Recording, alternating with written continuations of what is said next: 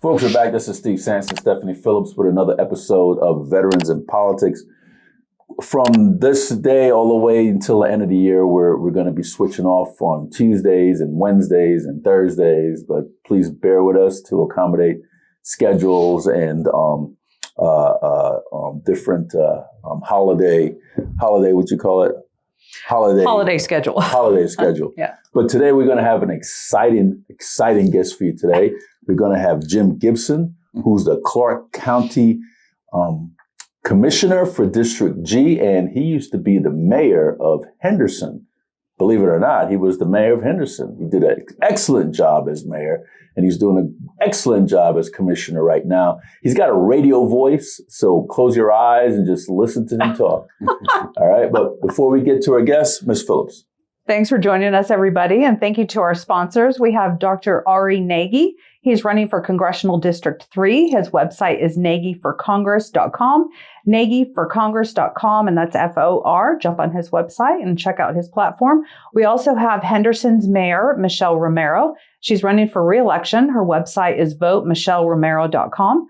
VoteMichelleRomero.com. Jump on her website and get in touch with her. And we also have Cody K. Whipple. He's running for Congressional District 4.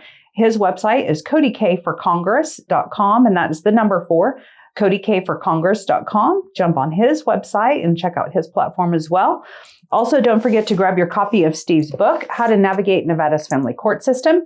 You can get a copy on Amazon. It is $14.99. If you are a family court litigant and you don't have an attorney and can't afford one, this is a self-help book, and it will help you navigate that family court system. Also, we have a merch store. It's VIPImerch.com, VIPImerch.com. And don't forget to get your early bird tickets to the Valentine's Ball. It is February 7th of 2026. Thank you for getting your tickets. It is going to be a fun time. We're going to have a lot of people there, candidates, elected officials, and a bunch of friends and family, and it's going to be a good time for everybody. So get on our Facebook pages or go to veteransinpolitics.org and get your tickets. For my rant, how many of you guys believe in polls? Anybody? I don't either. Jeff Gunter, he apparently is running for CD3, and he ran for U.S. Senate in the last race. But there was this poll that came out, and I think it's just kind of garbage. It was from the Populist Sentinel. Anybody heard of that? I haven't either. It is, and it says that Gunter leads all the other people in the race, and that he's favored to win by 44%, I believe this says. Yep, 44.4%. So when you look at these poll questions, you can tell that they're slanted. Gunter, I think you came up with this poll, and it was just put out not too long ago. Your name appears first in all the questions. I think that's like a telltale sign. But anyway, I don't see your name registered on the FEC website. Have you even filed yet for CD3? And then your pinned Twitter post still says something about thank you for, the support. If I do run for CD3. So are you running or are you not running? You haven't been out there campaigning. I haven't seen you anywhere. I don't really see, social media posts. So are you trying to send this imaginary poll to Trump to try and gain support from him? We all know you're a carpetbagger. We all know you were a Democrat until 21, 22, was it? And you donate to Democrats. And also, do you still have that rented home up in Summerlin that's on your voter registration card from when you registered to vote in July of 23, right before you filed for the U.S. Senate race back then? I'll have to look that up too. But anyway, don't act like you're running for something when you're really not. And I'll make sure that President Trump gets this information. And if you're going to run, file with the FEC. Poor Gunter. We don't need any more carpetbaggers in Nevada, okay? Some of these people are just looking for a title. In my opinion, he's one of them. So. Well, I always say you're supposed to hire within. Mm-hmm. Yeah. Mm-hmm. Hence. A true Nevadan. Okay. A long time of that. Yes, very long time. Commissioner Gibson, Yes, sir. thank you for being on the program. Thank you for having me. Absolutely. Could you tell us about yourself, please? I was born in Las Vegas. I have, except for when I went away to college and law school, I've lived in Las Vegas, Henderson, really. In fact, I was born in Las Vegas, but we moved to Henderson when my dad got out of the Navy. He went to the Naval Academy and owed them some time when he finished his work at Rensselaer Polytechnic. And so I remember being a Navy brat for a few years. And then when he was finished, we moved back. So during that 5 years or 6 years, whatever it was, we were out of state. But yeah, been here a long time. I went to law school. I practiced law. My law partner was... Oscar Goodman. No, it was a guy named Lamond Mills. And Lamond was the United States attorney appointed by Reagan in 1980.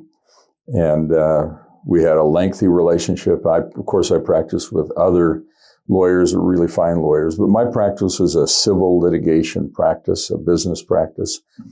And I decided at some point, and I'm not really sure exactly when, that I would kind of try and see if I could follow in my dad's footsteps. He'd been a legislator for 30 years. He was actually first elected to the Henderson School District Board of Trustees. Wow. And then got recruited to run for the assembly, and I think did 3 terms in the assembly and then 20 plus years in the Senate. And it was fun to watch him. He loved what he did. He paid a lot of attention to the cow counties. We would travel the state because his members were around the state. And I got it kind of under my skin. And when the opportunity came up, I relented and decided to do it. But I always thought it would be something state, like a state senator or an assemblyman or something, because I'd learned about the legislature from him. But this opportunity came along to be the mayor, and I ran and won, and it never looked back. It was an incredible experience. That was in 97, right? It was in 97. There were a couple of people. There was a councilman, David Wood. There was Dennis Augsburger, who was a city employee. Kenny Rogers. The singer? You might think so. Who worked, I think he was a steel worker and worked out at the plant. And anyway, it was a marvelous thing. And since that time, I've learned an awful lot about what makes things tick. You also ran for governor, too. In 2006. Yeah, I remember. Yep. Who was in that race? Dina Titus and I ran. Oh. And she beat me. And that was the one with Jim Gibbons. Jim Gibbons and Bob. Oh, what was his name? Bob. He was a city councilman. Bob Beers? Oh, Bob Beers. Yes. In the Republican primary. Yeah. Mm-hmm. Yeah. That was an interesting race too. Yeah, that was interesting. I learned a lot. So after if you win re-election this time, you'll be termed out after this. So what's next for you? You going to run for governor again? Oh, no. No.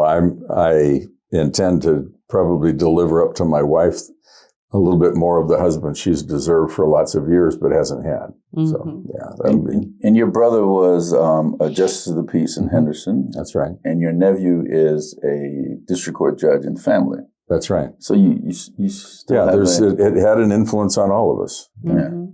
So go ahead, Miss Phillips. I have so many questions. I like your shirt, by the way. That's nice. Thanks. I know we kind of match.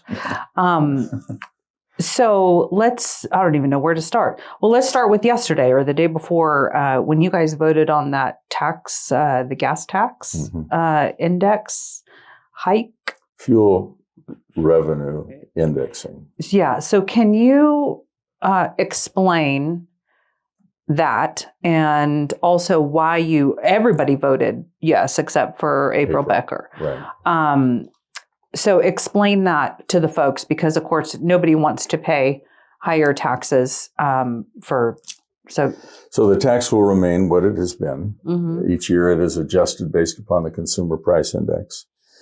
So when the consumer price index declines, it is a flat number or it goes down.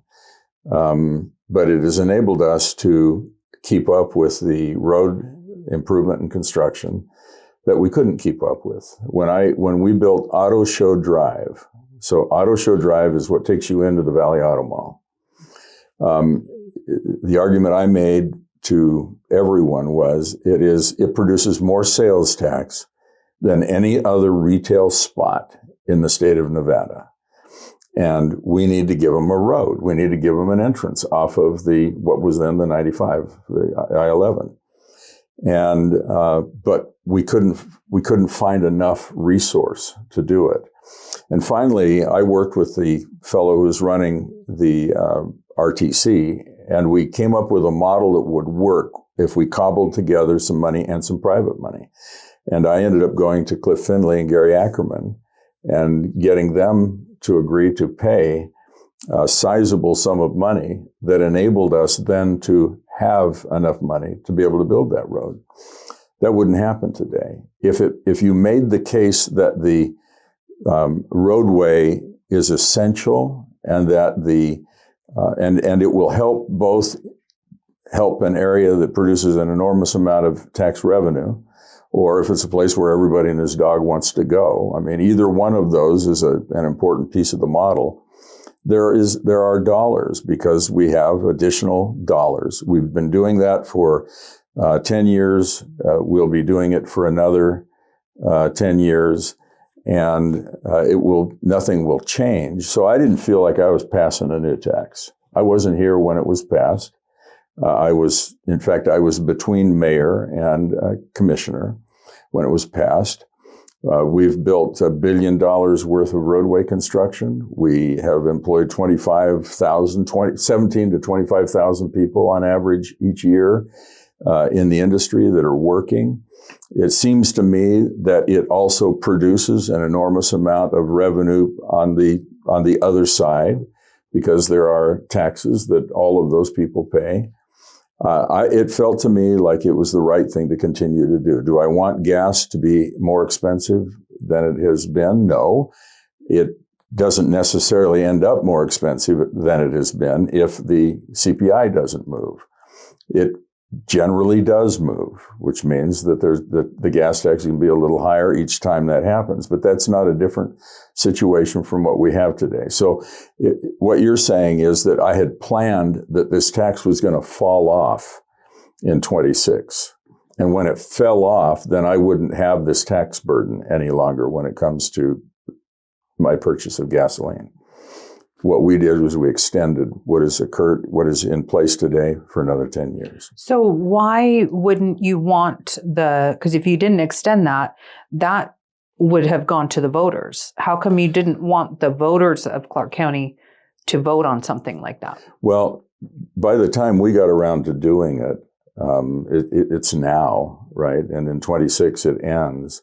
By the time you put together everything you have to put together and go out to the people, could we have gotten it done in time? Probably we could have gotten it done in time. But I felt that sometimes I have to make decisions that my constituents might not want me to make, but I feel as though they're the decisions that have to be made in order to keep things moving in the direction we're moving and exercising some authority in the areas that I'm charged with. So I voted to approve it. I get that if the legislature had not given us the option, we would have gone to the people. The legislature gave us the option to either vote for it or to put it out and have it on a ballot question. So the money that goes in there is for roadways? Exclusively. Is this just new ones or is this maintaining? No, it's maintenance. It's everything. When we redo or add a lane or whatever we do, that it can be paid for by then. So then how come so many roads in Clark County are just an absolute disaster, full of potholes? I mean, you saw my testimony on District F, and I'm sure the video that we went out and did.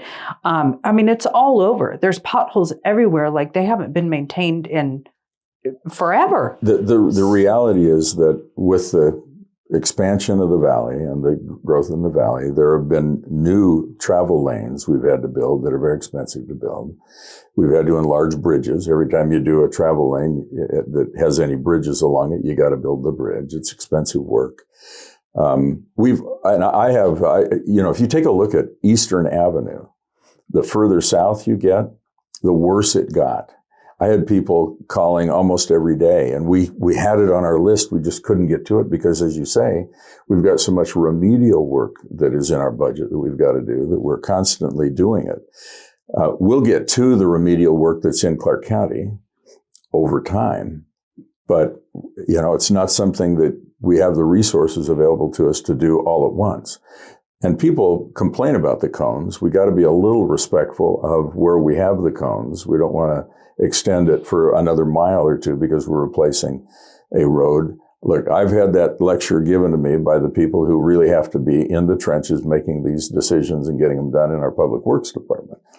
And I've complained, and they've heard me, and over time we've been able to finish and fix roads that really needed it. And we'll continue to do that. But you're right. There are a lot of roads that need repair, and this money enables us to do more of that. And we'll continue. We've done some modifications to the roads. I mean, we built the I-95 and then we rebuilt the 95, right? Yeah. I mean, and it is because when it was originally designed, it wouldn't accommodate what we now have.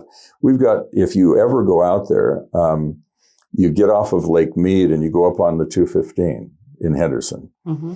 And in that area, it can take you from Boulder Highway to get up on the 215 or to get up on the I-11. Mm-hmm. It can take you 15 to 20 minutes. That's the way I go to work. Mm-hmm. And it's horrific. Now we found, the city came, Jim Seebach, the city councilman in Henderson, came to me and asked if I was willing to sit down and talk about it. So I got our public works people together. We got together with their public works people, and we actually discovered that there is something that no one had noticed before, and that is enough what I'm going to call clear, undeveloped land underneath part of that road that we can figure out how to put another couple of lanes in and give ourselves some relief out there. Yeah. We couldn't do that if we didn't have the what we call the fuel tax, fuel revenue issue. If we didn't have that authority, the indexing issue. So I get that. There are people who don't like that, and that's okay. I understand. Yeah, well, I mean, we're taxed to death. I mean, all of us on everything. But if you could move up the priority on the roads closest in the oldest part, of Las Vegas, when you get closer into the middle, those roads and, people on Southeastern, those are much newer roads. So I don't know what the city of Las Vegas does, because as you know, that part of the valley principally is just within. Well, this is District F. So this is. He has a lot of city and county. I don't know where you're talking about. DI, Spring Mountain. No, that's Durango down to the Strip, and all these, that's where county. we go. But anyway, thank you for that. I'll put in a good word for those projects. Thank you. I appreciate it. Tell Justin. Commissioner. Yes, sir. You served as mayor 3 times in Henderson. 3 terms. Right. Which is a nonpartisan seat. That's right. And a Republican governor appointed you to the county commission, and you were a registered Democrat. Right. How do you feel about the county commission when you're dealing with buffers and roads and all? Do you think that the county commission should be a partisan seat, or do you think? No, I don't. I think the worst decision our founders made was making it a partisan position. It should not be. Mm-hmm. It creates a level of conversation you don't need to have in the public environment, because there are people that some people think need to hear them say things, right? And you don't ever want to be distracted in a way that gets you away from central solutions to issues. So no, I think it should be a nonpartisan position. I'd work to that end if I thought it would go anywhere. So you've been in politics for how many years now? 12 and 20 years, a little over 20 years. So She called me a career politician one time. Career? I remember that. Yeah. Oh, he takes Well, after in my last 20 race. years. In my last race. Yeah, Anyway. lucky he doesn't. So see 20 years. I've been doing it 20 on the years. corner. Hey, he's going to fix my road. He's not mad anymore. So, have there in your 20 years? I'm sure you can't escape this because I'm sure everybody is a victim of any type of complaints or commission ethics complaints or anything. Have anybody ever filed anything against you? Yeah. And could you explain what happened and what happened? I mean, what was the outcome after that? Well, I'm still alive. What was the complaint? No, the ethics complaint was that I attended a Formula One activity, and we received, what happened was our lawyer had been working with their lawyer, and we were supposed to get credentials so that we could at least go see what this is all about. None of us had a clue. When we voted on it, I chair the LVCVA. When we did it, everybody was like, oh my gosh, I see Formula One on TV. I mean, what an incredible thing. None of us ever thought once about what's it going to be like and what are the problems going to be when we build it on active roads. But we forged forward before it all sunk in. And in order to see what you have just approved, and you have to trust these producers when they come in and they say they want to do a show, or if it's a promoter, you have to trust to some extent, but you want to verify what they're doing. So I felt that I had to go. And so I went. I used the free ticket. I disclosed it on my C&E report and then moved it over to the other report. But the reality is, because I accepted that gift, when we made another vote later on, in the Ethics Commission's view, should have declared and maybe even recused myself. But what I felt at the time, it never occurred to me that I should have to do that. I mean, I approve a hotel in my district. I vote on it. It gets built over a few years. They open it up. I go. When they open it up, they have a grand opening, I go. I've never once reported anything like that. I go, I see what it looks like. This is what they were describing for us. It's that kind of thing. With Formula One, I thought it was more intense because they would erect something the size of a super Walmart in which they would prepare all the food down in the corner. And then they had a tunnel where they could get it out in other places around the track. I could see the pit building, but I couldn't understand how it would be set up when cars and equipment were there. I now understand how that works. I just felt like I needed to see, and I think all of us did that. We needed to see what we had approved and what are the impacts going to be. So we went, and 5 of us got ethics violations. Oh, jeez. And we settled it. We agreed to accept a non-willful violation with no fines, and we beefed up the ethics training at the county. That part was relatively painless. The pain was I'd never been confronted like that. I'd never had to deal with anything like that. I got so many other things I could do and make more money at that if I'm going to have to worry about that kind of thing all the time, I'm not doing this anymore. And but we went through it. We lived through it. Yeah, I've seen one of those. Do you guys, now that you see the effects of F1, not the crowds, but the businesses that are affected down there, do you regret having that be the location? I mean, couldn't they have chosen and been put somewhere else for something like this? How does that weigh out? Because there's a lot of businesses are affected down there. You're exactly right. There are a lot of folks who've been affected. Some have made claims, and those claims will be resolved.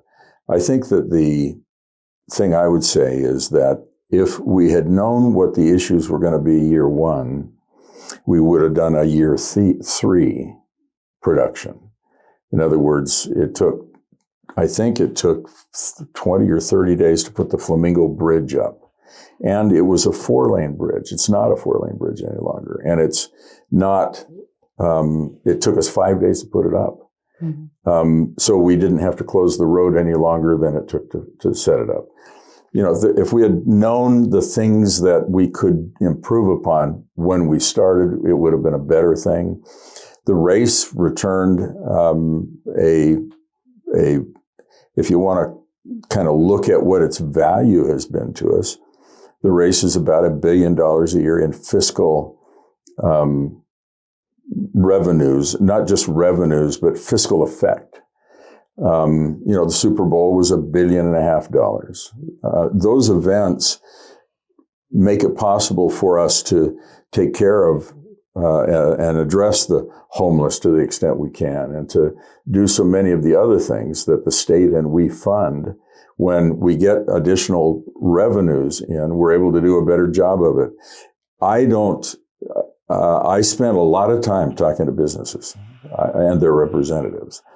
And in every case, I think we got a response, but there was nothing that could be done to prevent injury here, there, and in other places. I mean, it was going to happen. I didn't think about that so much. I wanted to know, how are we going to be able to move the traffic around, because the bridge is necessary to get to the 40,000 rooms that are inside the Oval.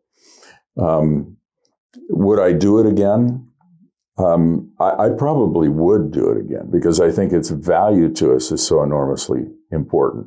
Where would we do it? I don't know about that. I really don't. I mean, when you think about where it is, the investment. It's a pain in the neck for those that live here. Who work over there. No, and work. It's. So the first year I asked Culinary if they wouldn't please take the information that we had about travel and put it out to their members, or let us put it out to their members. And they have a rule: they can't let anybody else access their membership list. So we relied on them to do it. Well, that was a tough year for them, because they had a strike vote that week, right? The next year, they were striking at the Virgin. And so that was a bad year. So what I'm hoping is that this year that they're not distracted, and they were able to get something out to their people, and that this has been a smoother year. Who knows? I know this. I'll know in about 3 weeks when we start doing our after-action report, because we will have heard everything that anybody has to say. And we'll improve it again next year. My refrain to the folks who put the thing together and design it has been, cut it in half, cut it in half, cut it in half. And we did that year 1 to 2 and year 2 to 3. I don't know that we can cut it in half again, but I think that we're looking very seriously at a permanent bridge structure that lines up with the Winnick storm drain. The Winnick storm drain kind of comes out of... Is that where the link? Yeah, it's right there where the link is. And just this past week, I was over there and it was flooding. Yeah. You couldn't get into the garage. And that's a place where we're going to have to do a whole lot of work that we have known we have to do. That'll be flood control stuff. But if we can do something that aligns better there so that it drops people on the land that Caesars has on the one side, on the west side, and next door to Gary Ellis at Ellis Island, then I think a lot of those impacts, because we will not have street closures on Flamingo like that. Thank God.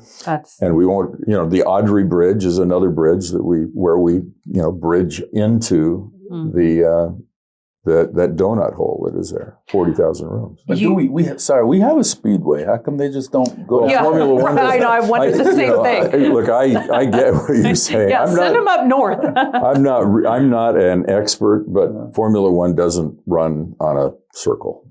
And a lot, Can't they make a track up there? The people that love, the speedway and NASCAR can't stand watching Formula One. First of all, the cars come around every however long it takes you to drive 3.8 miles at 200 miles an hour. And so these are two completely different groups of fans. The great thing is that the fans who come here for NASCAR and for Formula One leave a whole lot behind when they leave. So I think today. What does that mean? Leave a whole lot behind. They buy stuff. They So pay like $1 sales billion tax. in revenue from the $1 billion is everything from the wages of people who had to put it together and the taxes that get paid on sales of whatever those products are that are a part of the construction. What about the businesses that get interrupted and the employees that have to go about and the tourists that can't see anything? I could go on and on and on about what those complaints are because I've gotten them all. Are there active lawsuits from some of those businesses? I don't think we have any now. Oh, okay. We've had some. Oh, okay. But okay. we resolved them. Oh, okay. And the county didn't resolve them. The county was a named party, but the Formula One took care of them. So the money that comes in, you mentioned that some of that money would go towards homelessness and those costs. Is that a reason why, I believe it was in 24, you declined an increase, I guess, in tax to cover homeless? I guess it was increase in sales tax. Was that last year? And that money was going to be used for homelessness? Well, I've never supported, contrary to what you might think, I've never supported raising taxes to do things that we can become more efficient at and do a better job at. And we've had, I would say that the kind of relief you get is if you take money and the state takes it in and it is general fund money, then that gives them additional resource when we say to them, we've got these people who need this kind of treatment, the mental health treatment, other kinds of treatment, or we need to build, a facility that will house these people. The state has the capacity to do that out of the additional money. They don't have to cut anything to do it. That's really the way that I mean we're funded. Clark County doesn't get much from Formula One. We have a corridor, the strip corridor, and its maintenance, the roadway construction, the landscaping, and all of that comes out of a little bit of money. I think it's about $5 million a race that we get. It's not much money, and it helps us maintain the roadway. But the state gets enough that when we go to them and say, we've got this additional issue that we have, and you typically fund this, they're able to fund it because they have resource that has come to them as a consequence of that race. And I get that there are all kinds of views, and some of them they're very deeply held on both sides of the question of whether or not we ought to have the race. And over the course of the next couple of years, I think we'll figure out whether it's worth it or not. Right now, I think it's paying its way. And I feel badly that it interrupts people's business lives. I'm a businessman. I don't want my business interrupted. And I get what they're saying. I probably better quit touching the microphone. So when you think about... Sorry, we won't cut your mic. Promise you. Yeah, we won't cut the mic. We won't point to the technician to cut your mic either. You'll have to wait for Tick to come, and then you say that again. So anyway, I guess the long and the short of it is we're in this to try and make it something that we can be proud of. And we think that international travel to Las Vegas is way down since the pandemic. And we've been building it back up little by little. We think an incremental additive is that we have this race and we get a lot of international travel this week. When you think about the international travel, they spend like 4.5 times what the domestic traveler spends. So the Valley benefits from the things that those people are buying and spending their money on. But that's about the most defense I can offer you. Yeah.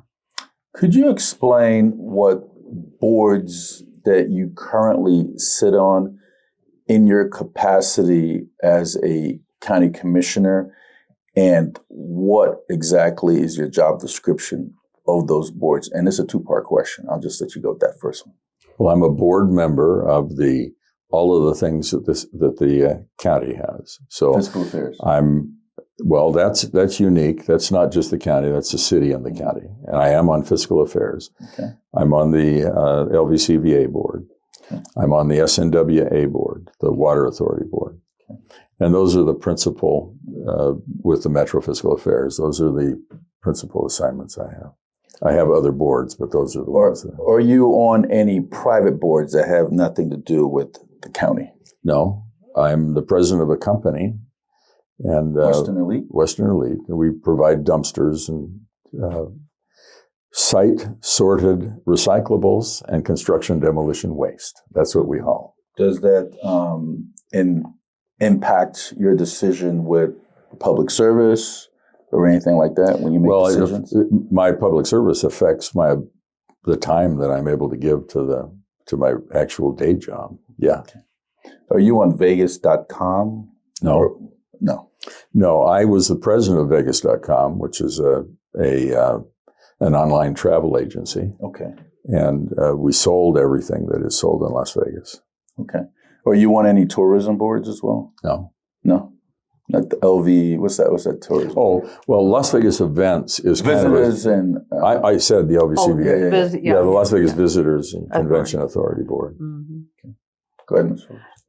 Before the show, we were talking a little bit about the lands bill and water and all of that. So since you sit on that board of SNWA, when people talk about releasing more land so that we can build more, have more affordable housing, because having more land available will bring land costs down, more people. But then that, of course, puts a burden on our water and all of that. So, but that lands bill was it pulled or it didn't pass last year? Was it last year? Well, it was originally put forward about 4 years ago. Okay. And we didn't get anywhere with it. We've negotiated a couple of times with the federal delegation to find a new way to do what we were hoping to do in that bill. We have not yet closed the gap. What's the pushback from? Are you getting pushback from them? Is it the voters? What is the? No, I don't sense any pushback from voters. I think voters kind of understand that it isn't about, just growing ourselves to be the largest city that ever lived. It is about being responsible in the way that we make decisions. And one of those decisions is how much land is available, because the availability of land affects the value of all of the real estate in the valley. Mm-hmm. And it becomes harder for people to afford a home today because the market looks at what available land there is and realizes there's not much left. So this is scarce. Mm-hmm. And scarcity drives prices up. Mm-hmm. So that's been a big concern of ours. And we need to get something resolved so that we can work with either SNPLMA or some replacement of SNPLMA that will enable us to cause that land to be auctioned off, and people who want to buy it. So in a perfect world, how many thousands of acres do you see them releasing that would really affect land costs, housing costs in a downward trend? What would that take? Well, if we had just continued doing what we were doing, we were getting about 35,000 acres released every 10 years. Mm-hmm. That's not the million acres that surround us in the desert that we call BLM land. Mm-hmm. 90% of Clark County is owned by the federal government, managed by the federal government. So if we had never done anything to interrupt that kind of 10-year cycle, we're only seeing developed something less than 1,000 acres every year. It's not like over that period of time you would develop 25 or 35,000. That's not what happens. The market really drives what's happening. Those home builders don't go nominate a 20 or a 40 acre parcel if they don't think they can build and then afford to sell at a price that people can afford to buy it at. Mm-hmm. And so the market kind of takes care of all of that. But if we don't have the inventory available, the market reacts to that mm-hmm. and says, the way you define what they're creating is scarcity. And that causes everything that is already available for development to cost more. And maybe even the reason my house is appraises for more than it used to is because of that. Mm-hmm. That's fine. I don't mind having equity in my home, but the reality is our challenges when it comes to putting people in a housing unit of some kind are getting tougher and tougher. And so, we talk about attainability, affordability. It's all about what is really we are able to see sold, developed and sold. And right now there's a scarcity. But the SNWA, they have a 55-year plan that I've heard them say. After that, I don't know what happens. But with that plan, does that take into consideration all of this development that you would anticipate, especially if you got more of the 20,000, 25,000 acres released more? Would that cover and so not to cut you off. No, go ahead. So, you know what I'm trying to ask. Yeah, I do. And it's something we talk about all the time. So it turns out that if you develop residential property with the constraints that we have now imposed, we can't make you take anything out, but we can limit what you can put in the first instance, right? Mm-hmm.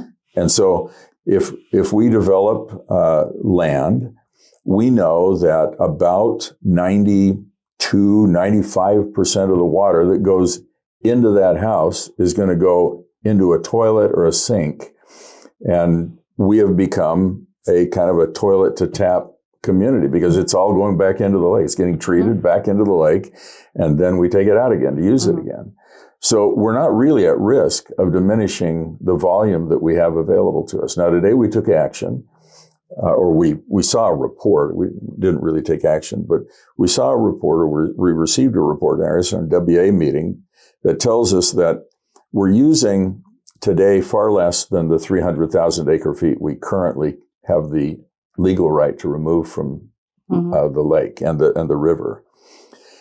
We also know that if the drought continues and the water levels decline, then that will trigger another cut in the available water we can remove. But as it turns out, that won't affect us because we already are coming in way under what our allotment is. So we're down, I don't remember the number, I think we're down 50,000 acre feet. Well, we don't use 250,000 acre feet. We use 190,000 acre feet. And as we continue to conserve, what will happen is the percentage of water that is available for recycling will only grow. Most of the stuff that goes into a house comes out in a pipe, so it's not going to be evaporated. It's going to run until it gets to the sewer plant, and then into the wash, and finally, ultimately, into the lake. So my view is that because we've done a pretty good job, it's been a horrible thing for us to cut the amount of water we use in homes, because people haven't wanted so much to just quit having grass, for instance. Yeah, it's grass. It's smaller pools. It's, the golf courses. It's all kinds of things. But people say, how come California gets all this water and we're the ones conserving the most? How come they don't renegotiate? And how come California is not doing these plants, the desalination plants? How come they're not doing their part? Because in Nevada, we seem to be doing ours. Yeah, the reason we do it is we have no political clout. There are, congressmen and senators. We have 6 people who can do something for us. They have 56 people. They probably have 6 people living in the same block in some places that can do something for them. We don't have the political clout. So the only way we can keep our seat at the table and have it be a valuable seat at the table is if we're showing everybody else what you can do and what everyone ought to do in order to preserve the water that's in this lake and in this river. The river is down, 6 million acre feet of water, 8 million acre feet of water. It's suffered because of the drought. Mm-hmm. And the California just is doing a reuse plant. They came to us and they offered us a third of the plant if we would donate $800 million. We divided the current cost of an acre foot of water into $800 million and determined that if they would give us 30,000 acre feet of water, that would be the market value of the $800 million, and we agreed to do it. And so we've actually, for the first time in the history of the state of Nevada, increased the available resource from 300,000 to 330,000. So we've increased it by 10%. And then we've cut what we're consuming so that we can see a pathway clear for 50 years. That's how we get there. People don't understand how much power the commission has and the things that you oversee, like water. So can you explain to people what does that oversight look like as far as not only water, but some of the other things that you guys have power, elections and, all kinds of things that you guys do? Well, by statute, we are the 3 of the 7 members of the Water Authority. So every city, Boulder City, North Las Vegas, and Henderson, and 3 commissioners are on the Water Authority board. Actually, the cities wanted to outvote us that could do it and have a majority. But yeah, we have 3 of us, and they have 1 each of them. Mm-hmm. We have responsibility for wholesaling the water. We pull it out of Lake Mead, we treat it, we send it on to the cities, we sell it to the cities. So the cities have a vote on how much they're going to have to pay to get that water to them. We have an outsized influence in the sense that there are 3 of us and there's only 1 entity, but we don't have the majority. The cities have, whatever is put to them and us, has to be agreeable to all of us for it to work. We have responsibility for we have a bunch of elected officials. I mean, the public administrator and that mess that we went through a couple of years ago, he's an elected official. All of his employees are Clark County employees. Don't forget the constable. The constable. John Bonaventura. Yeah, that's right. The recorder, the assessor, all of those offices are elected offices, but they are our employees. So, for instance, today... So you have oversight over all of those department heads. We don't have any control over an elected official. Mm-hmm. But, for instance, it's publicly known that the recorder has been accused of attendance issues. I can say that about the recorder because the recorder is an elected official. Mm-hmm. But I can't talk about the specific complaints because those are employee issues. But in fairness, I think you can summarize everything we've heard as suggesting that there are concerns for attendance, and when the work hours are. So you listen to the public comments and take notes. Oh yeah, not only that, I get letters from these people. They call my office and talk to us about what's going on. But there's nothing you can do. Yes, truly. There is. Oh. There is something we can do, and we're doing it. It isn't gonna. We are not able to do it as if it were our department head, so we can just fire them and send them packing. But our manager has county manager. Yes, our county manager has full responsibility for everyone that works in that office except for her. Oh. And so he is engaged and he is working. He has spent a lot of time learning everything, and now he is working with her, and we'll see where it goes. But the reality is that we don't control what happens in that office in terms of the work assignments, but we react to the working conditions. And that's what we have full authority over. And the county manager is the boss for all of those people who work. Who's the county manager now? Kevin Schiller. Okay. What's interesting, speaking of that particular subject, a couple of days ago, I had someone else call, and he had worked, he's retired now, but he had worked for the county for 30 years. And again, he said it's not just, in his experience, it's not just that office, it's multiple departments and department heads, that these things happen frequently. It is, he was laughing. And it's amazing how many, after the testimony, when we were down there and he talked about that, it's incredible how many people have come forward and told us, all that goes on down there. And these people, multiple people said that they have filed complaints and nothing was done. So I'm very happy to hear that the city manager is engaged, because maybe these people that have been complaining for all these years will finally see some If there's relief. been, to the extent, I've seen some of the complaints because I get copies. They will send me a copy. I think they send all of us copies.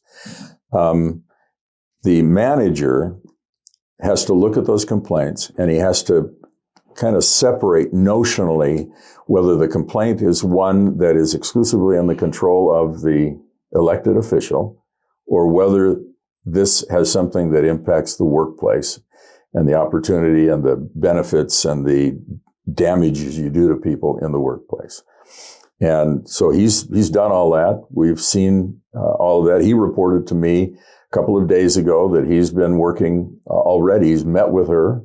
I don't know where it's going to go, and I probably have said more than I'm supposed to say, but I think it's fair because she is an elected official, and I that's just the reality. But the thing with that, it's not really awful that people come to us, but it makes us think. If you went to the county and you voiced all these opinions and you file these complaints, why isn't the county doing something about it? Why do you have to come to an outside advocacy group to get stuff done? That's how it seems. Yeah. But we started getting the complaints, and Kevin started doing the investigation. Okay. And we don't wait until, oh, geez, you mean now the public knows about this, so we got to do something? That's not how we react. Yeah. Kevin he was left with a lot of work to be done. And the public administrator, others who are employees that needed to move along, he's had his hands full trying to figure out how to make people more compatible in the workplace. You would think that they would tap a card to get into the building, which I know they probably do have that would log their we have that time. So, it's amazing that all these years, and this isn't just recent. We've heard that she's been doing this for years. And that this has not been caught. This has not been addressed. And she just keeps rolling to the next election. And I think nobody, in fairness, I don't know if it's... I'm going to run for recorder. I don't know. I need another job, so I'm going to get another job and then run for recorder. Right? So as it turns out, one of the realities is that when something happens, we have the record, right? But until we know that something has happened, we probably don't look at those records. We have them, and they've been reviewed. Right. So, I think this is, I don't know where it ends up, because we don't fire people that are elected. The electeds run in elections and get fired. Yeah. So you've known many developers over the years, and I'm sure that some of these developers come before the commission. How do you balance the relationship that you have with developers versus the developers that come before the county to get something approved? How do you balance that? I'm not sure if I'm understanding, but if I am, I don't have tight friends that are developers. Oh, you don't? No, I don't. It's not like me and you, right? That's right. Yeah. So basically, he's not doing favors for developers. That's what he's getting at, Commissioner. Nobody gets nothing. So what I care about is whether the project will work in my district. And sometimes that means the people who are neighbors to the district, to the project. I remember one time in Henderson, we had a guy come in, and he was a well-known guy. I knew him. And he proposed something, and I said to myself, this is over by Basic High School. And when they had just done the rezoning of Basic High School for Foothill High School. And the way they did it was they went down Boulder Highway. Well, that changed the demographic of the student at Basic High School immensely. So I said to him, this has got to be an RS4. It can't be RS6. And that's the rezoning. Yeah. And he said, well, why? Why? There's RS6 around there. I said, that may be, but there are not enough kids whose families can afford a horn for the orchestra or dance lessons for the dance team, and my job, I think, is to make sure that I'm doing what I can for the institutions that are in my city, in addition to the neighbors. And so I worked with him. What was really interesting was he was really set against what I was imposing upon him. And, but after he got it all done and he saw how many reservations there were for houses when he, actually built and developed this 20 acres or whatever it was, he called me and he said, is there some place I could make a donation? And I said, sure. There's the Veterans in Politics. Well, I didn't. I'm sorry, but I didn't think about it. He missed that one. But I will tell you what I did think of was the basic high school junior ROTC. So I think he made a $20,000 contribution to the ROTC program. I mean, I guess what I'm saying is that a lot of times these developers come in and they want as much as they can possibly get. But if you can temper their expectation with something that will enable them to live peaceably with the people who live around them, and that doesn't mean they're best friends, they tolerate each other maybe. Very often their projects are so much more successful because of just the reality of what a neighborhood can really be and mean. And so, you just do the best you can. But no, I don't have conflicts with builders, developers. So correct me if I misspeak. You help approve over $17 million for permanent supportive housing units. How do you measure success for these taxpayer-funded projects? Well, the only measure that I think we can make is how long does it take to get it up? Mm-hmm. How long does it take to fill it? Mm-hmm. And are we able to manage it in a way that makes it a livable experience? Okay. And we don't manage them, but we manage or we oversee the folks who do. In other words, the conditions that we place upon them have everything to do with making the project livable. And beyond that, we hope that these guys want a reputation so that when they build another, Lewis Brothers home, people want to buy in a Lewis Brothers neighborhood. There was a project before the commission. It had to deal with affordable housing, and we were sitting in the galley when that project was being testified before you guys. It was about the county owns the land, and the individual owns the house. And the first thing I'm thinking about, oh my God, the county's going to be like, 10 years from now, be like, eminent domain. Yeah, we're taking that land back. How do you protect those homeowners? I think we put enough in those agreemts that would be fraud. You know what I'm talking about, right? Yeah. So that would never happen. No, right? It can't happen. Okay, because we look at like the airport hangars in the ground, on there, and what's going on over there. Is that getting fixed? Yes. No. What's really interesting is I have so our lawyer at our company, because of the way we buy insurance, is on a board. And the board has an annual meeting. They go to Banff. They go to great places, right? And our lawyer goes on those trips. Mm-hmm. And when I heard about the potential for a conflict over there, I saw in spades what the perception would be, right? You avoid a conflict or the appearance of a conflict. And so it was really easy for the changes to be made so that we could press forward on the thing. And no one was ever intending to kick people out. That's not what our goal is. Now they're not going to take that land and kick off the hangar owners, right? The thing that we're not going to do, we're not going to create a situation where people don't have a place to park their airplane.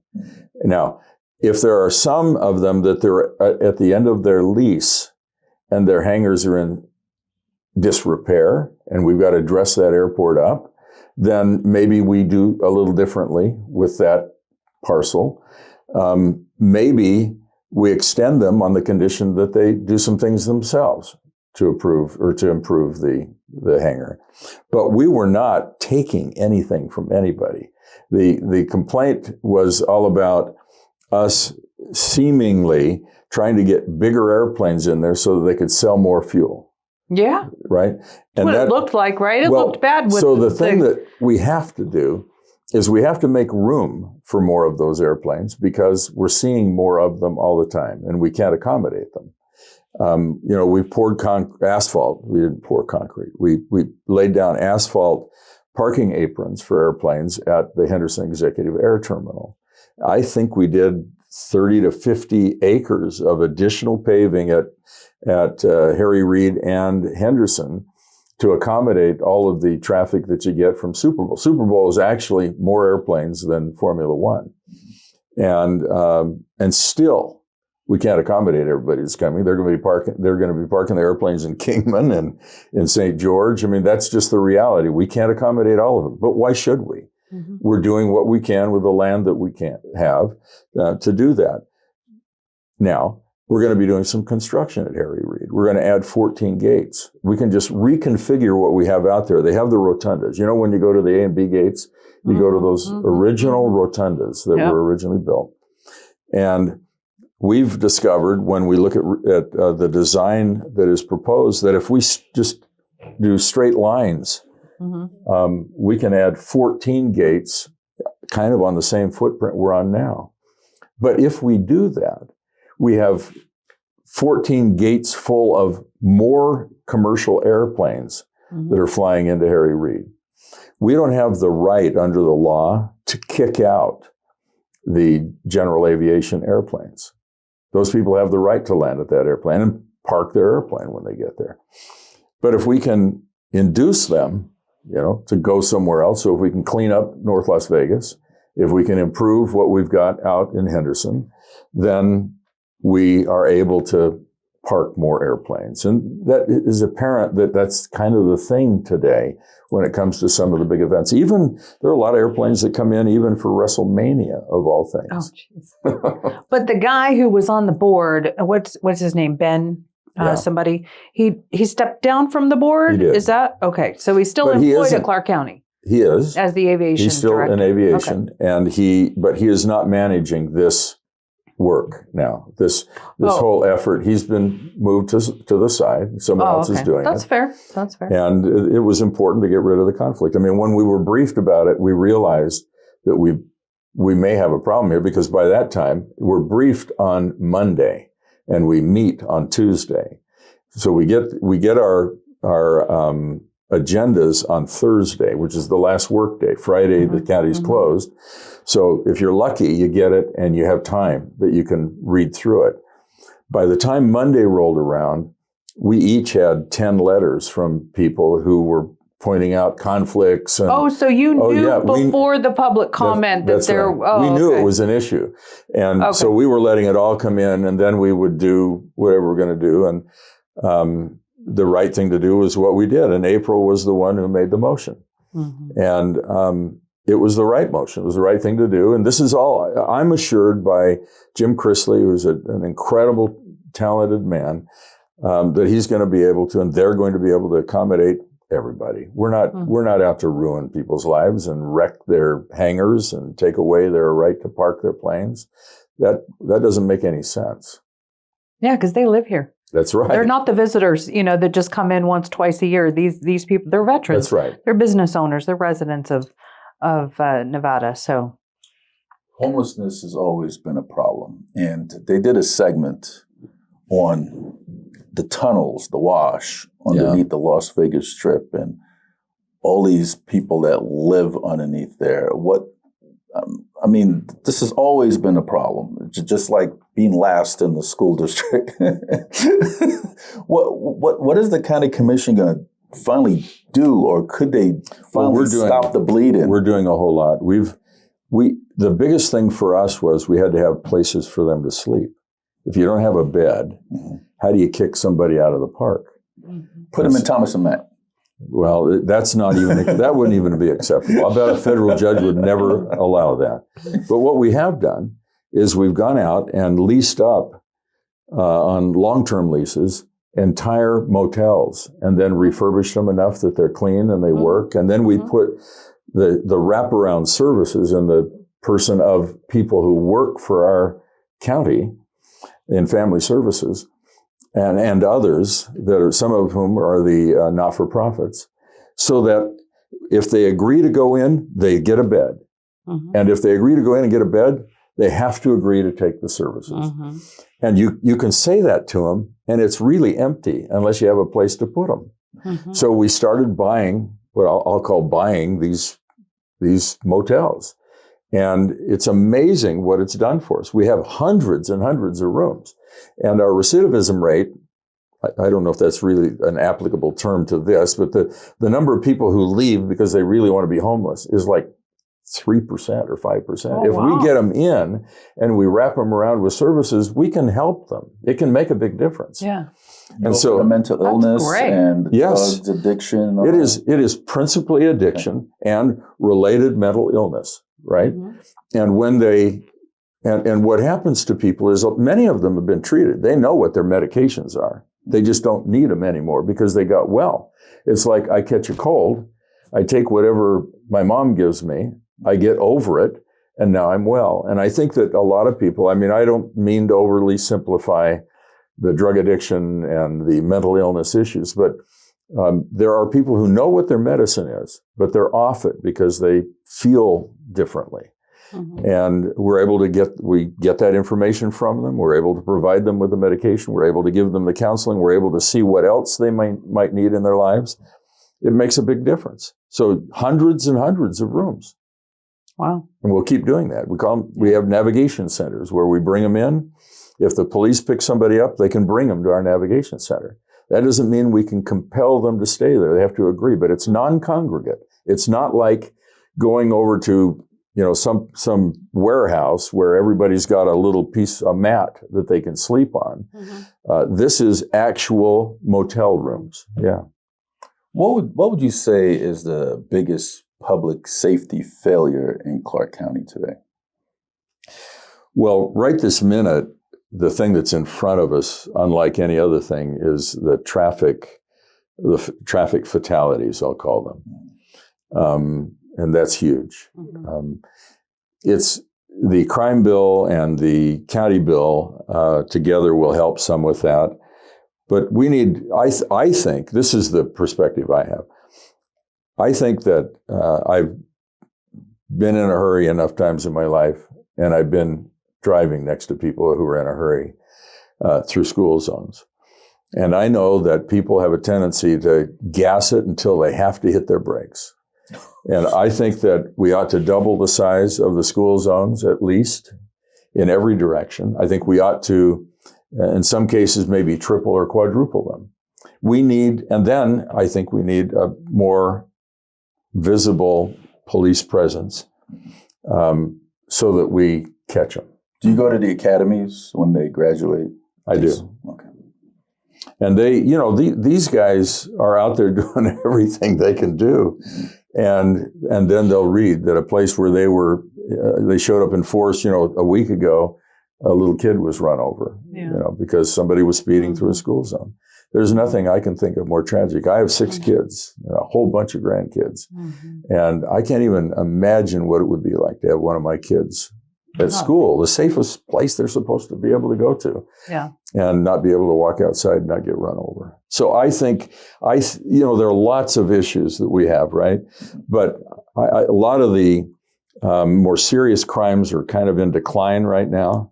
But the thing that has got all of our hearts and our minds is the number of children who've been run over. Mm-hmm. There was a time when I think we were like 60 days into the school year, and 2 or 3 kids had died, but 60 kids had been hit by a car. Wow. They'd been in an accident with a car. And there's something wrong with that picture. It's like, what on earth are these people who live around here thinking? What earth do they come from? Do you do speed bumps or anything like that? Well, they're not. We don't have speed bumps in school zones for the most part. I mean, there's some elevated walkways, right? Mm-hmm. But for the most part, we don't do that. I think that there is the potential that if somebody's speeding and he hits a speed bump, there is a greater likelihood he loses control of that vehicle.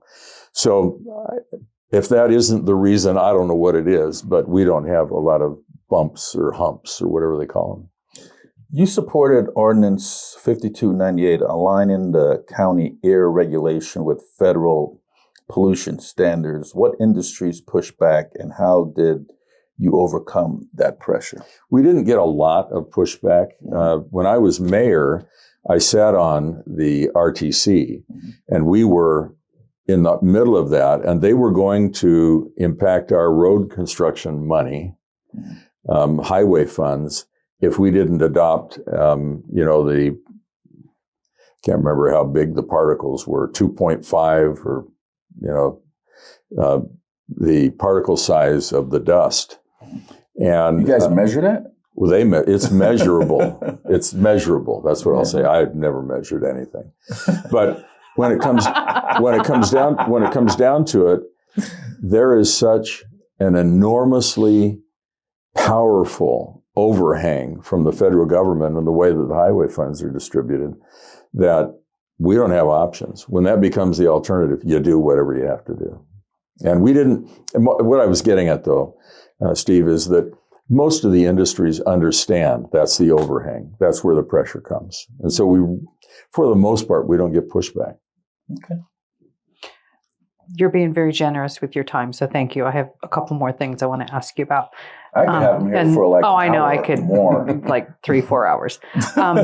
But one of the things I wanted to ask you about, this again was one of those things where April was the lone vote no, and the rest of the commission voted yes.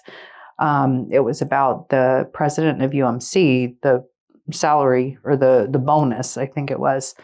How come everybody so readily voted yes for that when those workers, they're not getting full hours, they've had to cut hours because of funding and all of that, but yet that salary has inflated to what, $1 million a year over the last decade or so, and this bonus was on top of that. Can you explain that? Well, I can explain what was going on in my mind. Mm-hmm. This is a public employee, so it's really, really hard to pay a public employee $1 million. Mm-hmm. That's where I started. But we didn't have control until earlier this year so that we could review and ratify things like his contract and his wages. He had earned everything according to the terms of his contract by like May or June. And so what happened to us in my mind legally was he had a contract. The board, the governing board, who is the board that we now have taken some authority back from, which was created, I don't know, about 10 years ago, probably because the hospital was costing us $150 million a year. And so they tried to get private sector people in there. I think the rationale for it and the intentions were really good. But what happened is they put him under contract, which during all those years we didn't reserve the right to review. And we now had a contract year that had been completed. We had performance according to what was agreed upon. We could sit there and argue about all this if we wanted to. He had every reason to believe that he had earned it. That's what the governing board had. Do you think he did? Do you think he deserved that? Well, what was the bonus? 250? 3. I think 300. It was 300. Yeah. Okay. But what I think was going through his mind is, I have a contract. I get that I work in a public hospital, but I have friends in this business who work at private hospitals that make all kinds of money. I could work in a private hospital if I wanted to. And so I don't think this is disproportionate to what I add, what I bring, what I do. I'm giving him the benefit of the doubt, but that's probably what he could say, and we would have to just accept that. The governing board had agreed upon a set of milestones that he had to achieve, and he achieved them. So when it got to us, yes, in the interim, we had pulled that authority out so that we could review and approve or ratify the decision of the governing board. But in my mind, it was too late for this year. So I don't want to get into a contract dispute and end up having him file a lawsuit and having us have to pay for it. That's what happens generally when you're the government. So I just said, this is what we'll do in my mind. Now, I knew that there was a concern about whether or not they're going to be laying 60 or 80 people off. Now, I'm here to tell you today, no one has been laid off. But what about the hours being cut by? Well, and what I was told was that the hours have been adjusted in a way to try and get back to where they were. So I'm expecting a net zero for these people. And they know that. They know that members of our board are expecting a net zero for the workers over there. SEIU had every reason to be clamoring to us, particularly since they knew internally that there was some kind of a layoff coming, or there was a downsizing coming. That's not the way anybody successfully does business. I wouldn't do that in my company. I wouldn't do that to any of us. Not my company, by the way, but I mean in the company I lead. So I guess what the answer to your question is, I voted the way I voted because I looked at everything that had happened and saw we're not going to win this. Why would we want this to be the lead story for the next quarter? So you thought you guys were going to get sued, so you wanted to save the county the trouble? I'm not afraid of being sued. Okay. I'm not afraid of being sued. What I'm more concerned about being sued needlessly.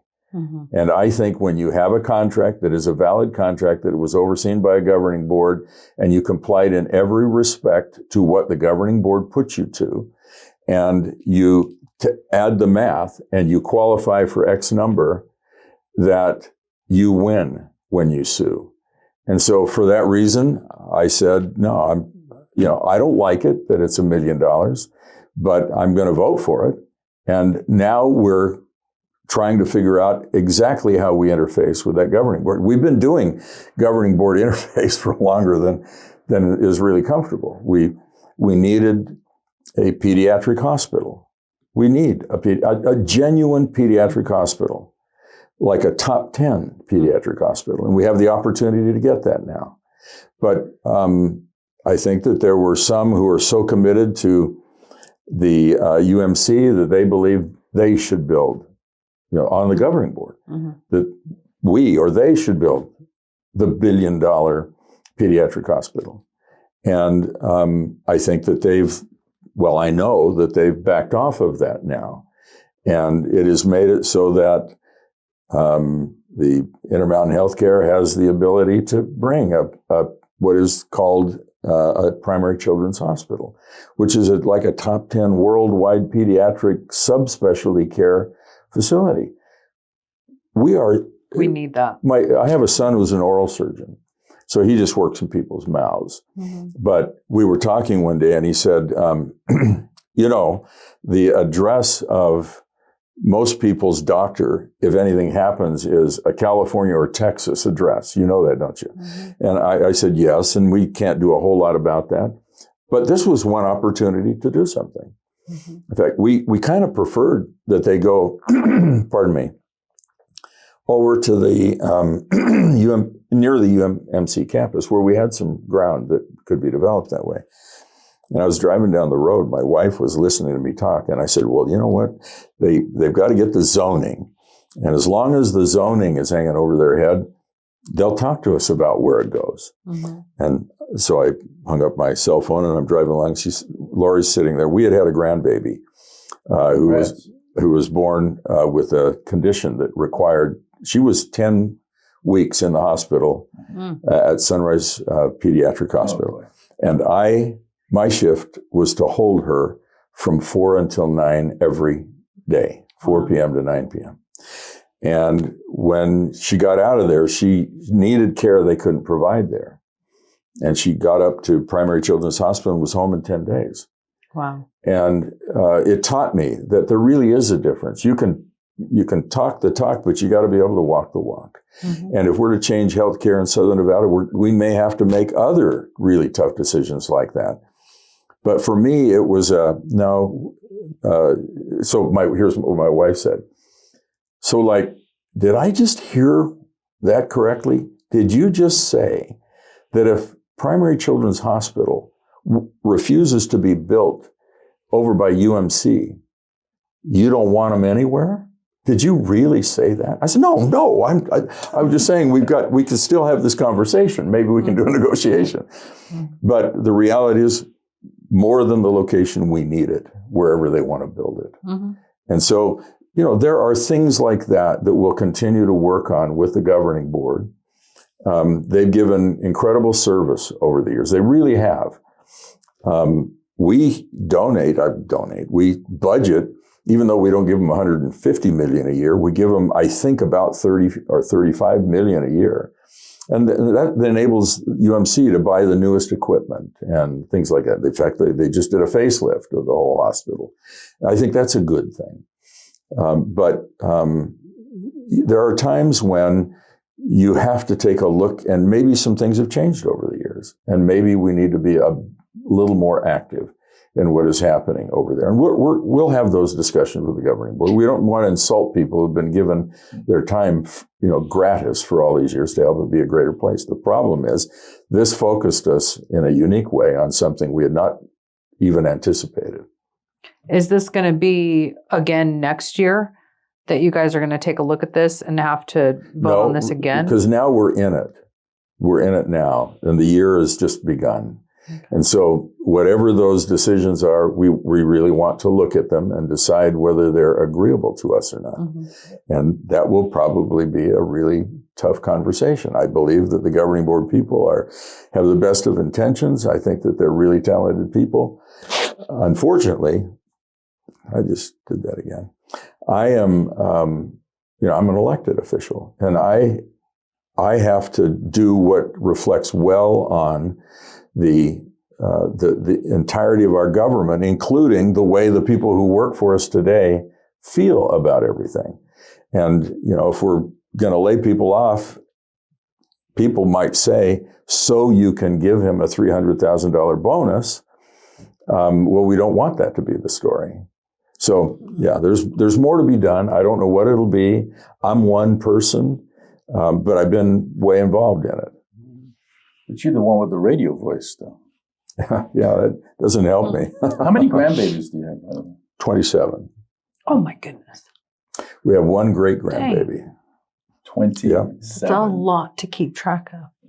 Are you LDS? I am. No. Well, I'd have to be either LDS or Catholic. So. Are you stereotyping? So, never. So, Commissioner, I'm going to be stereotyping now. Commissioner, what have you personally done for veterans in the county?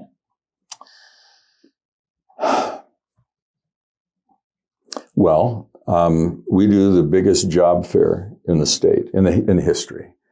We do pre-registrations that get as high as 6,000 and 7,000. When a veteran shows up, we identify him. We give him a wristband.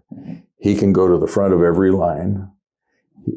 Preferentially, we help him identify the people who want to hire veterans, because there are companies who give preference to veterans. Do you do that in the county?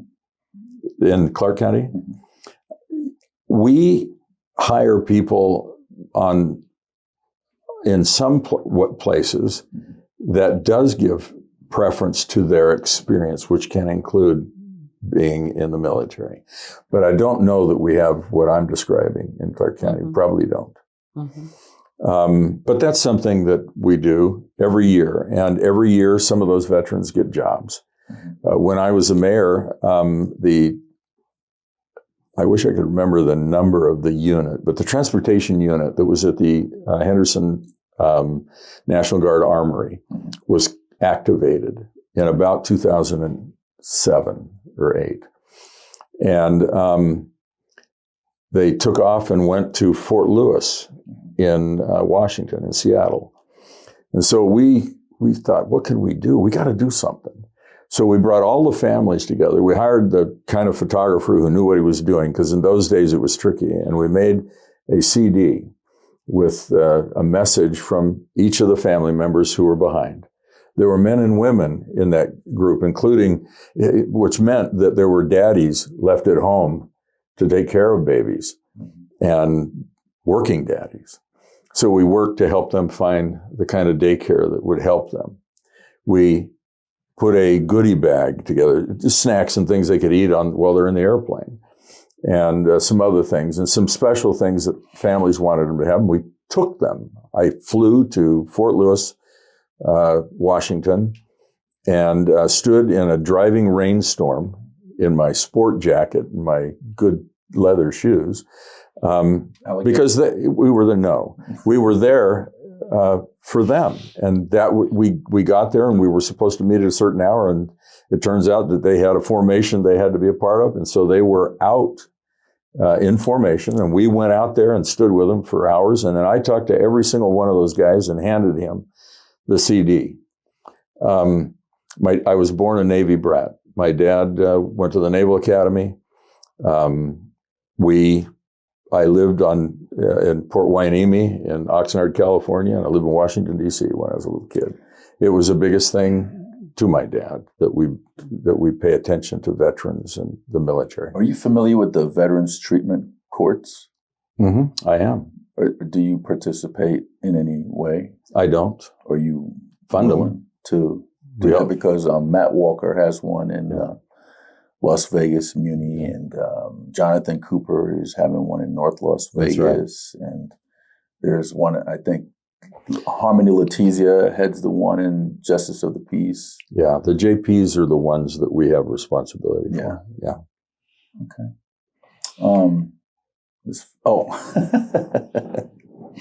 I don't know if you saw the article, but we had complaints that there are rats at the Regional Justice Center, and I know the county owns that building, correct? What could you do about the rats? They should all be disbarred. No, I'm kidding. You guys have a bug guy?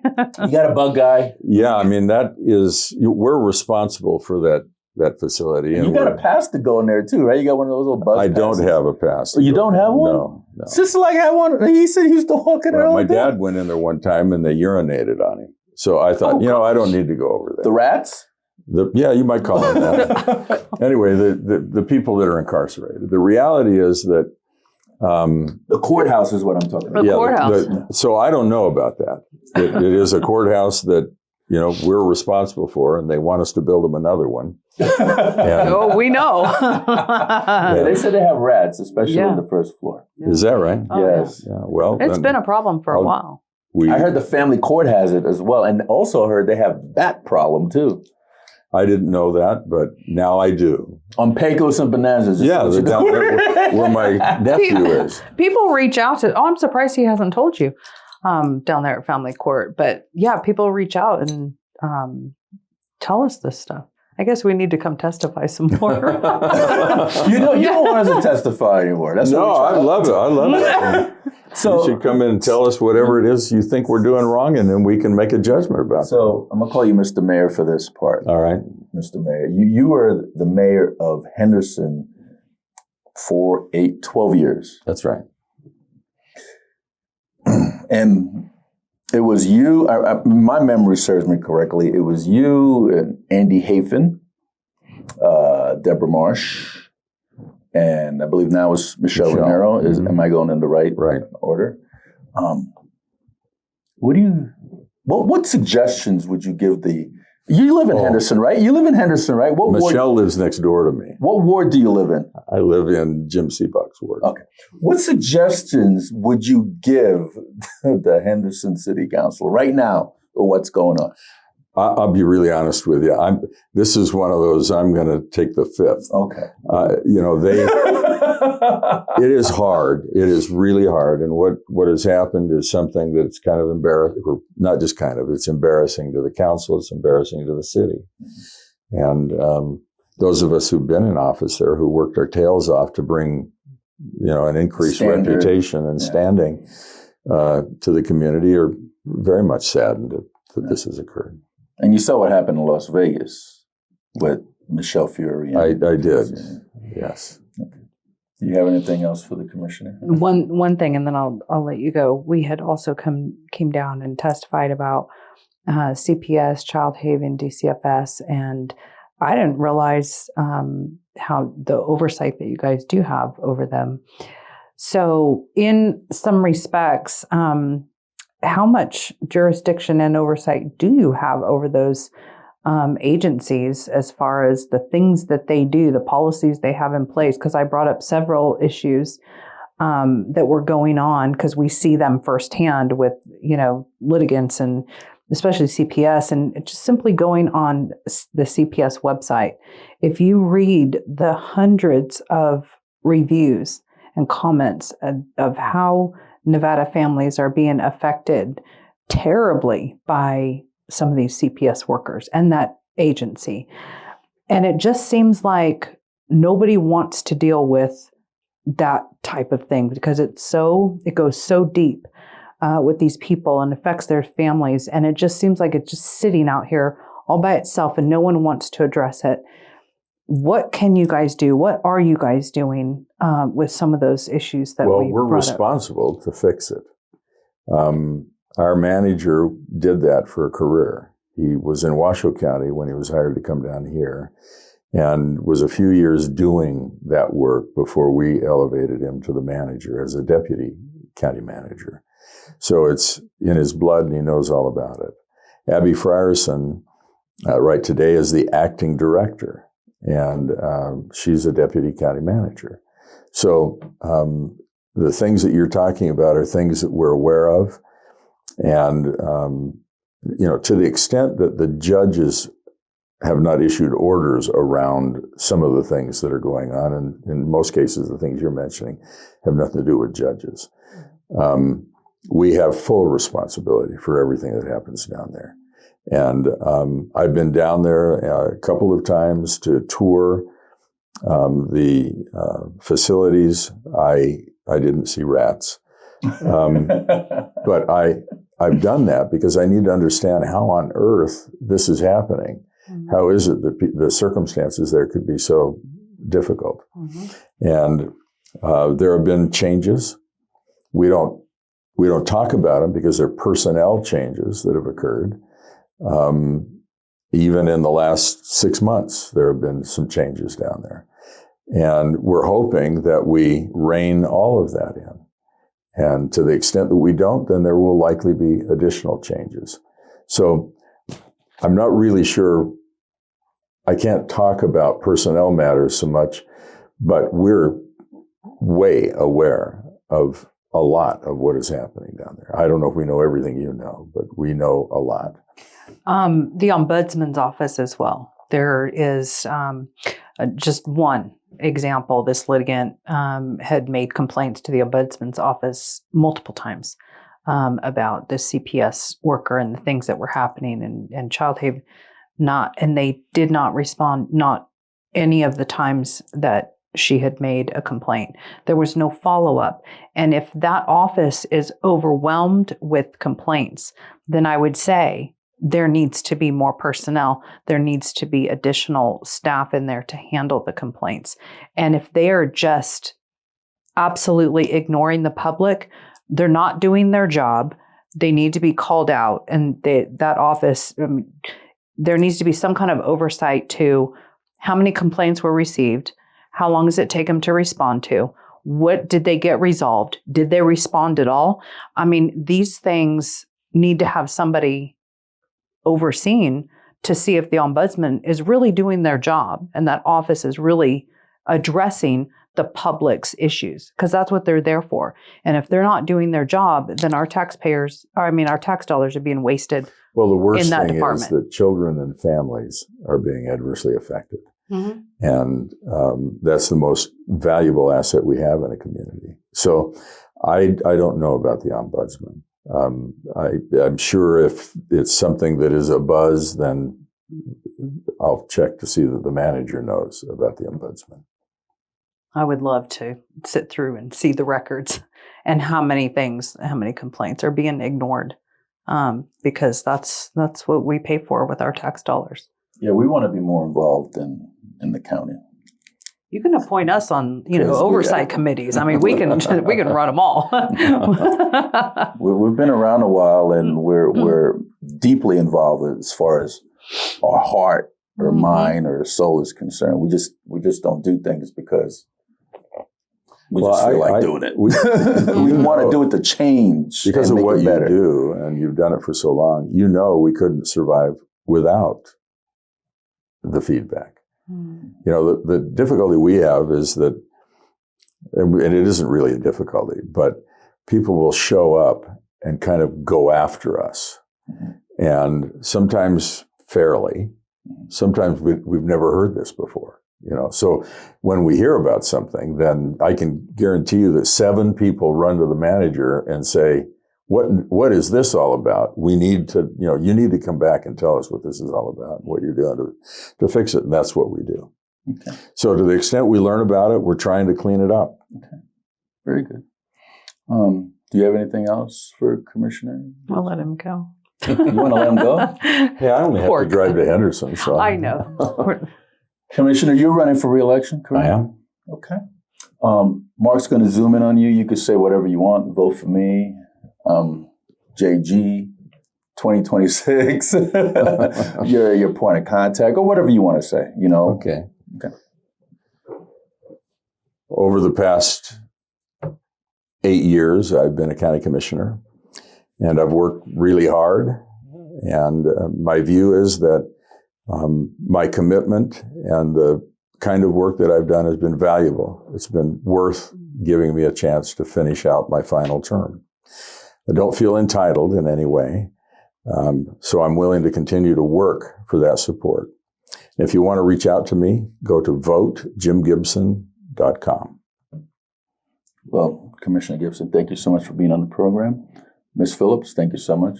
Folks, that's Jim Gibson, Clark County Commissioner, District G. We hope that this program have been informative, and Commissioner Gibson has always been an outstanding individual. He knows his stuff. He's very knowledgeable. He has the call it judicial temperament, but he's not a judge. Great temperament, yeah. Judicial temperament. I love his radio voice. And Amy Cellini, if you hear me out there, Amy Cellini, U.S. Senate 2028. She on there. This is Steve Sanson and Stephanie Phillips of Veterans in Politics. Until next time.